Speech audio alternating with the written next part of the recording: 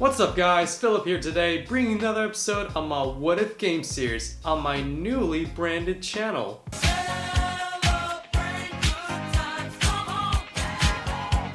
For anyone new here, in this series I envision the video game your favorite characters from pop culture deserve. That piqued your interest? Want to see more? Then click on that red subscribe button and also hit the little bell icon so that way you'll be notified whenever I release a new video. Breaking news guys! There are rumors that a Mandalorian game is in development. Oh sweet blue milk, that would be amazing. Now, before proceeding any further, you may be wondering, Philip, what gives? All of your past videos were based off Marvel characters. Yes, true, but I've always had intentions to make videos beyond just Marvel characters. And I've been sitting on this idea for months, and I was dying to make it during the Scarlet Witch video. Once I caught wind of the rumors and the last video was completed, I saw this was reason enough to finally get around to making this video. Full disclaimer guys, at the time of writing, filming, editing, production of this video to publication, the game's development is still unconfirmed. So still take those rumors with a grain of salt. Furthermore, I will be issuing a major spoiler warning for The Mandalorian Season 1 and 2. Alright, enough introductions, time to dedicate my time and energy to... Before proceeding any further guys, I will be calling the title character by his real name, Din Djarin, since Mando seems sort of derogatory. It was revealed that Ubisoft's Star Wars game will be open world. This is exciting news. If the game is based off The Mandalorian and open world, this could be Ubisoft's most ambitious title yet. I still kind of wish Rockstar would be the game's developers. Fortunately, Ubisoft's extensive experience in crafting open world games makes them the next best candidate after Rockstar. That being said, I can definitely see the game drawing inspiration from Rockstar's titles and other noteworthy games. As long as Ubisoft, or really any developer, creates a gameplay style that honors Star Wars characters, the universe, and serves the player. Open world games are massive and packed to the brim with content. There are so many small elements to consider when designing one. One important element being as evident by Djarin's affinity for firearms and arm fires, it seems likely the game will be a third-person shooter featuring all the usual mechanics. Taking cover to avoid enemy attacks, employing a variety of weapons, and balancing firearms with hand-to-hand combat. The mechanics will remain the same, but with some added features so the combat will stay true to Djarin's fighting style. The melee will involve Djarin's awesome hand-to-hand combat skills and using equally awesome weapons. For instance, what would the game be without including the highly durable Beskar Spear, a weapon even a lightsaber can't cut through? The spear will certainly prove a deadly asset for Djarin when he's fighting more of those overpowered dark troopers. Sure, enemies can keep their distance and hide behind their precious cover, laughing their helmets off knowing Djarin's spear can't reach them, only to quickly cower in fear once Djarin whips out his jetpack. Oh yes. How could we forget about it? A Mandalorian without jetpacks is like an angel without wings.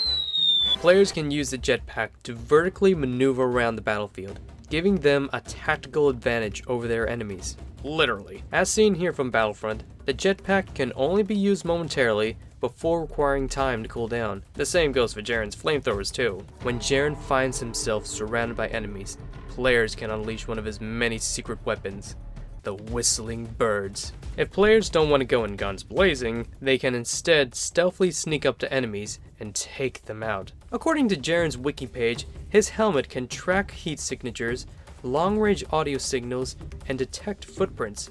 These functions will be instrumental for quietly infiltrating outposts. This doesn't just apply for combat, but the game could allow players to switch between first person and third person, because why not? And that's really all I have to say about the combat, guys. I was struggling to come up with any new ideas beyond the conventional third-person shooter tropes. I soon realized when it's about the Mandalorian, it's more important how developers can faithfully translate Djarin's combat prowess from the series into gameplay, and then expand upon it further down the development phase. When designing open-world games, equal thought and consideration must be given to the combat and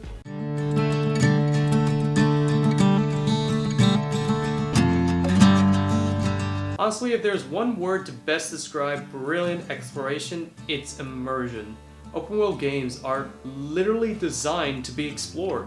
Thus, it's critically important the game's world must truly immerse the player. If there's one universe that deserves to be treated with such care and justice, it's Star Wars. The Star Wars universe is a vast galaxy full of diverse worlds, populated by unique alien races. Its inhabitants must have lives of their own. The worlds have to feel like they're alive. The game needs to make you feel like you're in the Star Wars universe. The Star Wars universe is too vast to be set on one world. So just like with Dragon Age Inquisition and Mass Effect Andromeda, the setting for Jaren's game won't be one large area, but rather multiple large areas. Obviously, it wouldn't be Star Wars if it didn't include classic planets such as the Forest planet of Felucia, with its lush, otherworldly jungles and unique wildlife. There's also the planet of Morak, which served as the main setting for Chapter 15, and of course, the game wouldn't be complete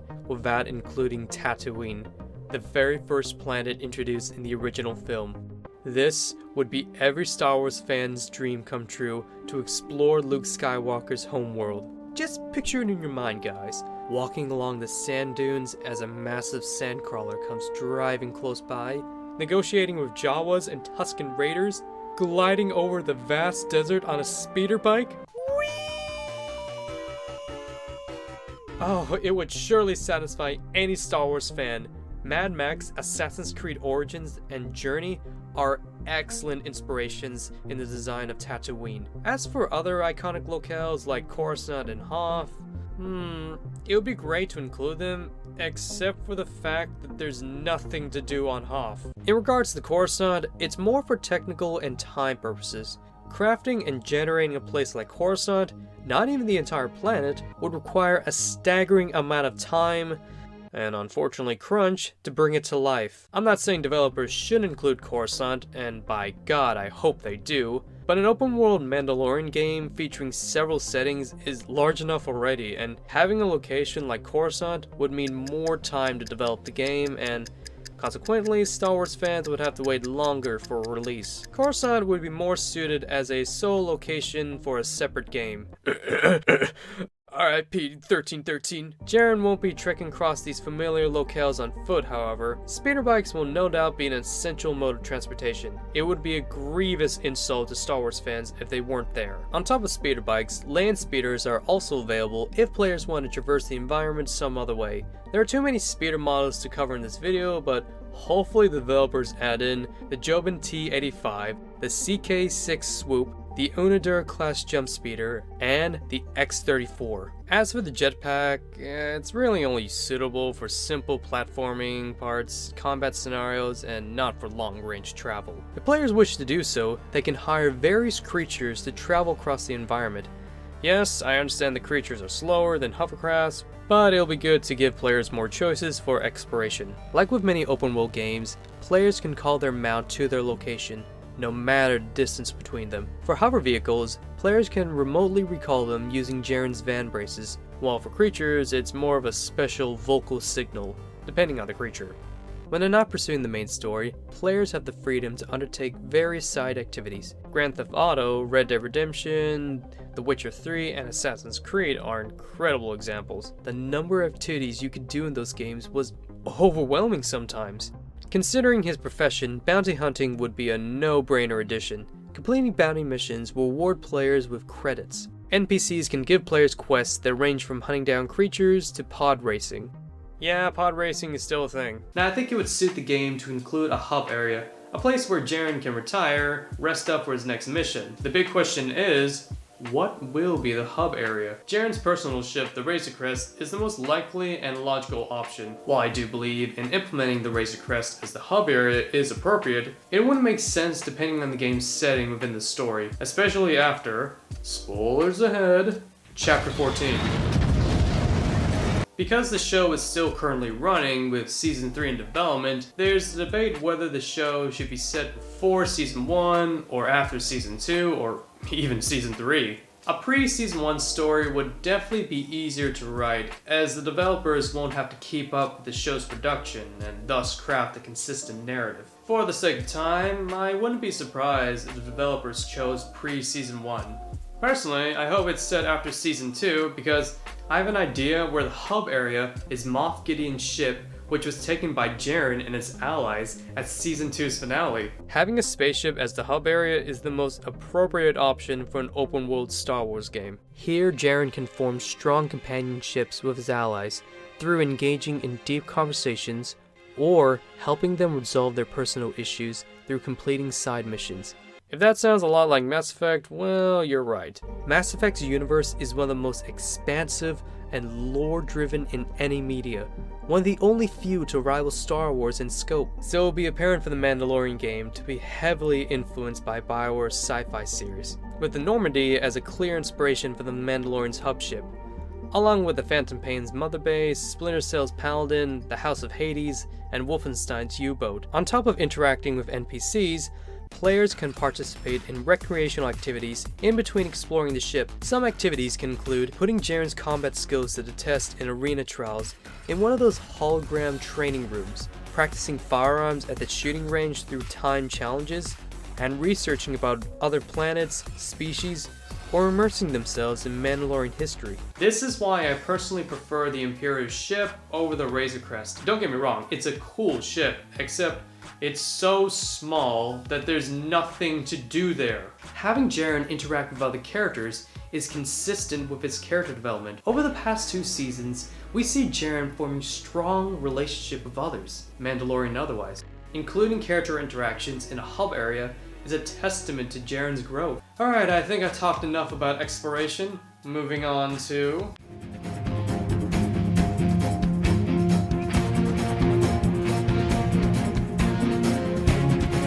One element that is synonymous with RPGs is the joy of customizing your character to your specifications. Firstly, I want to address whether the Beskar armor will be customizable. It will be, but only cosmetically, as in painting Jaren's armor from an assortment of color options, maybe even green or blue.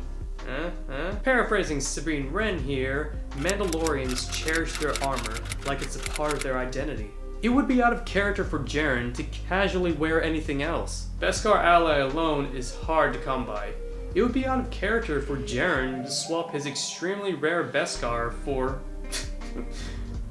Durasteel.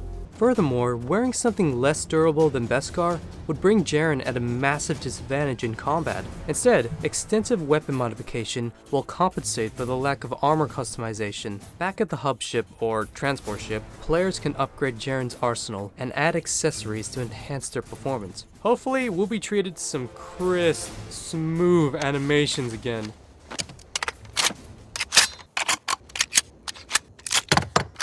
Oh, I could watch this for hours. Yo, if you players on Tatooine, head on over to Pelimato and she'll trick out your ride with a custom paint job, more heat, and a terrible boost, like how she held my pal Mad Max. Woo! Oh wait, Mad Max isn't in the Star Wars franchise? And that's not Tatooine? Would be awesome if Max at least made a cameo, somehow. Fortunately, The Mandalorian already has an impressive cast. Speaking of which, time for... Oh boy. We've reached the penultimate level. For this part, I usually have to assemble a cast to portray the game's characters. Except here, we already know who are portraying the characters. But I digress. It's still a matter of if the full cast will return. Fortunately, acting in video games can turn out much more flexible than live action work, with the actors only having to provide the voiceover while another person can perform the motion capture. The best example I can give is Warner Bros. Montreal's motion capture method for Arkham Origins. What we do is we shoot the performance capture on pre-recorded voices for this production. So we have the voices playing in the background, and the actors are actually miming to the voices. They're trying to hit the beats, and we're capturing their bodies. Now that I think about it, this is similar to what was done on the show. Pedro Pascal wasn't actually available for every episode's filming due to other projects. therefore multiple performers don the costume during Pascal's absence, whilst the voiceover is 100% him. Now I'm confident Pascal and the rest of the cast will most likely reprise their roles. It would be the ultimate fan service to see characters transition from live action to video games, even though it doesn't make sense. And there we have it, guys. If you enjoyed this video, please smash that like button. Once again, guys, thank you so much for your patience. I know, making these videos takes a lot of time. Depending on the rumors, I hope a Mandalorian game is in development. This would be a fantastic chance to play as him beyond a Fortnite skin. Oh man, The Mandalorian is the best thing that Dave Filoni and Jon Favreau made since the Clone Wars and Iron Man 1 respectively.